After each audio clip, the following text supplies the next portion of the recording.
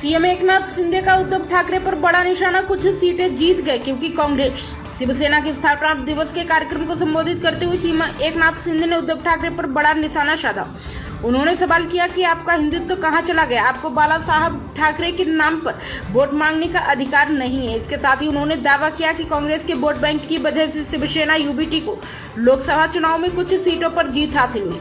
उद्धव ठाकरे पर निशाना साधते हुए सीएम शिंदे ने कहा कि अपना वोट बैंक की राजनीति के लिए बाला साहब की विचारधारा को त्याग दिया। उन्होंने लोकसभा चुनाव में पार्टी को मिली सीटों के लिए शिवसेना के कार्यकर्ताओं और मतदाताओं का आभार जताया। सीएम शिंदे ने कहा कि हमने महायुद्ध को आने वाले विधानसभा चुनाव के लिए मजबूत करना है। उन्होंने कहा कि मैं आपको भरोसा दिलाता हूं कि आने वाले विधानसभा चुनाव में हम ज्यादा सीटें जीतेंगे। इसके साथ ही उन्होंने कहा कि शिवसेना कांग्रेस के साथ है, लेकिन हमें ये पसंद आया, इसलिए हम उनसे अलग हो गए और असली शिवसेना बनाई।